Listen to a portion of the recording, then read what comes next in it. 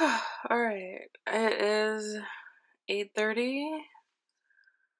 Been quite a day.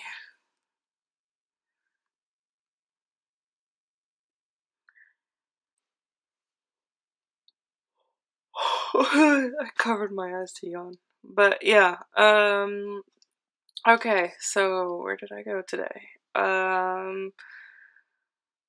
I was on my way into town and I was thinking I need to go to the employment agency first because that's the most important, but they're open longer and the secretary in the hospital is only there till 4.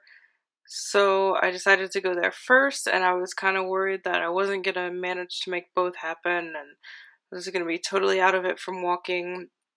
But I ended up, once I got like into the center, I took a bus to the hospital, and it would have been like a significant walk, like probably at least 20 minutes. And since I'm not really familiar with the bus, like that route, so normally I probably would have gone ahead and walked it, but I was like so out of it that I'm gonna see if they're just just sit and wait for the bus. So um uh, yeah, I I went in there and I was like prepared for that to take a significant amount of time, uh, to where I wouldn't have time to go to the other place. But it actually went really quickly. I went in and the reception told me to go to the ER, and then the ER sent me to the secretary, but it was just like, you know, like really close by, like, so I basically, walked like less than a minute to the ER, and the secretary was just like right around the corner from there. So I went in there and they said they have to get my file out of the archives and discuss it with the doctor and see if they can change it. But she didn't make it sound like it would be really problematic. Like, they took my phone number just in case, but I'm really hoping that they just agree and go with it. I told them that instead of anaphylaxis caused by cashews, I wanted to say idiopathic anaphylaxis, and instead of mastocytosis, it should be mast cell activation syndrome. So they're gonna hopefully correct that and then just send it out next week.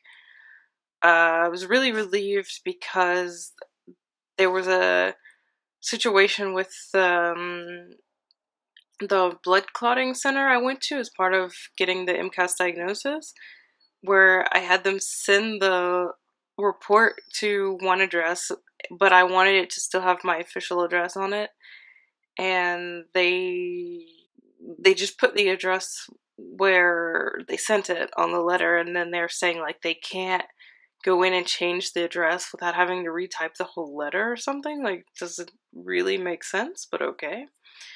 So I was like really relieved that that went so well today. Even though they couldn't do it over the phone and I had to come in person, but yeah. So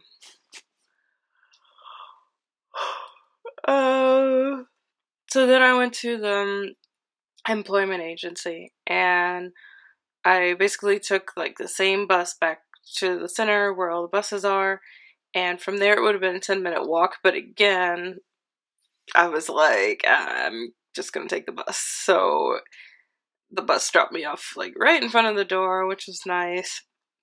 And I went in and I had to like really argue with these people, like really be adamant, because even though I called this morning to say, I don't want to go there for nothing and let me know if they're going to turn me away, and they said, yeah, sure, you can go. When I show up, of course, they're saying, well, if you don't have an address here, we can't help you. And I'm like, but I'm here now. And they're like, yeah, but you're going to have appointments coming up in the future. And if you register here, then all of your appointments are going to be here. And you know, like the receptionist just like really didn't want to let me through. And then she went and got someone else to ask, and then brought that person to the reception to explain her my situation in front of me so that there's like no misunderstandings. And she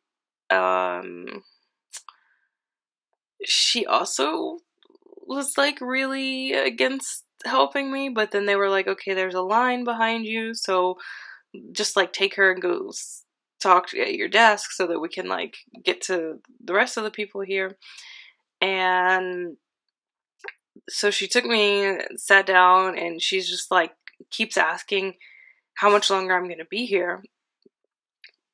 And I'm like, if I have an appointment, I'll be here. And they're like, no, but how much longer are you going to be here? Like a couple weeks, a couple days. And I'm like, if I have an appointment, I'll be here. And I just didn't want to get into explaining the whole situation of, yeah, I'm going to go to the city where I officially live next week so that I can talk to this debt collector about this hospital bill that never got paid last year. And then the week after that, I'm going to Paris to see this specialist that I've been waiting to see for 6 months. You know, I'm like, just accept what I'm saying, you know? Yeah, and she's saying, well, you know, it could be like 4 to 6 weeks. And I'm like, okay, great. You know, like that would be perfect because I'll be back by then. And then she's saying, well, there's really no reason that you need us to help you because you can see all of the same job postings online yourself. So, like, basically just saying I should search and apply for jobs myself without their help. And I'm kind of like, you know, like, there's got to be some advantage to you guys helping me doing it. Like, you guys can filter it and, you know, better find something that would work for me. And she's just like, no, not really. And I'm like, you know, so what exactly is your job? Like, isn't that what you get paid to do? Um, oh. So, yeah, where were we? Yeah, so then after saying it would take 4 to 6 weeks to get an appointment, she goes, oh, well, I can give you an appointment right now, so just go upstairs. And I'm like, okay, like, all right.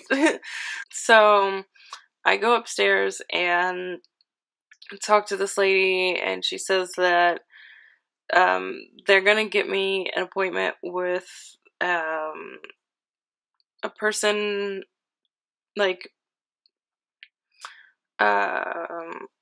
someone who's gonna help me look for jobs to apply for. But then there's this other place I can go where they can help me write an application. And she said it's better to go there first and have the application ready to go so that when I have this meeting with this other person and they find jobs that I can just apply right away. I'm like, yeah, okay, sure. And she said, yeah, so it's like a 1 or 2 day thing. But it's not like an all day thing, so you really could do it on 1 day. I don't know why they would split it into 2 days. Like she's saying like it can be done in 1 day, so I mean I don't really get why there's even a choice, but okay. And then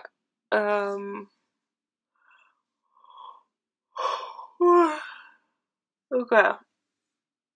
And then she said before I go into that 1 or 2 day appointment, I have to go over there and just like talk to them so that they can tell me what they need me to bring to the 1 to 2 day appointment. And I'm like, okay, so I can do that one without an appointment, but they need to know what day I'm going so that they can let the people know when to expect me. And she's like, so do you want to go tomorrow? And I was like, well, I was counting on just getting to rest tomorrow. But sure, okay. I'll do that tomorrow. Get it out of the way. I can go in the afternoon. And then right at the end, she's like, so what about your residency status? And I was like, yeah, that's complicated. So then she's like, well, I'm not sure if we are actually allowed to send you over there because, depending on your status, they might not cover the expenses, and then they would, the employment agency would be stuck with the cost. And I'm like, okay, I didn't know this cost anything, but sure. And then she's like, yeah, so I'm gonna have to talk to the person you have this meeting with in 3 weeks, and he's gonna have to find out if you can go to that thing to work on your application, and if we can even help you find jobs to apply for here. So, okay. Probably gonna end up being on my own there then. Yeah. And, yeah, so then I went to the dentist, and basically, when I was sitting at the dentist's office, and even on the way to the hospital, the first place I went, just sitting for more than a few minutes in the tram or the waiting room, I was starting to fall asleep. I was, dozing off. And so at the dentist, they're doing that thing where they stick that thing in between your teeth, right on your gums. And I was flinching, it was really sore, all around the front, where they were actually doing it. And then she said that I was bleeding, and if you're bleeding, that's a sign of inflammation. And I'm like, I can believe that, given how much of a role inflammation plays in the rest of my life. Yeah. So,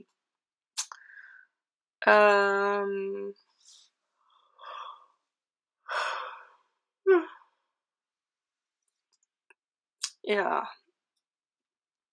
So then she starts saying that there's this thing they offer, sort of like a deep cleaning thing that everybody should do, and you should do it twice a year. And if you don't do it, then eventually something happens, something else happens, and then your teeth start to fall out. And she's like, but it doesn't happen right away. And she goes, and how old are you? Oh, yeah, that's about the age where it starts, so really trying to scare you kind of thing. And I've got an appointment tomorrow at 9, and I'm like, oh God, I just got out of the other appointment, and I was like, I'm back to having my Friday free. And now this comes up, and it's so early in the morning, that would be really rough. And I was, really hesitant to decide on it either way.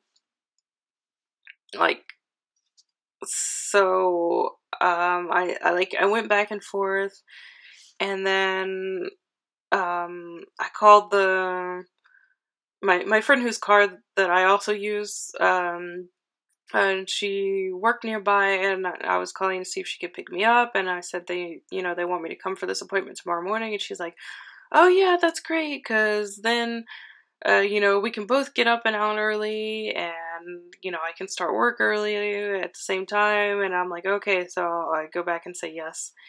And they're like, yeah, so, it could cost you, 85 euros for your, copay.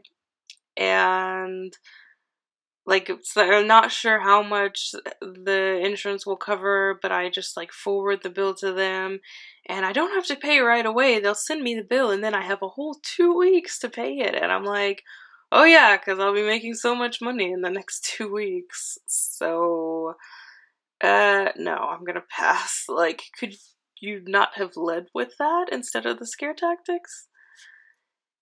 Um, yeah, and then, the dentist office is basically like right above this restaurant where I used to get this meat soup, and I was thinking about it while I was there, so I went and got some when I left, and it came with bread, which was homemade, but still a bit of a risk. But I ate it anyway, so I could be feeling aftermath of that later on tonight or tomorrow, but I'm totally prepared to just chill anyways, so fine by me. So yeah, now I'm obviously tired. I didn't have a nap at all today, and I was up pretty early. So, it's the time of evening where, like, even if I've had a nap, I'm really like yawning and sleepy, and I stay awake anyways. But I feel like since I didn't have a nap, I'm actually gonna sleep now, and then probably wake up at like 3 a.m. or something. So, yeah.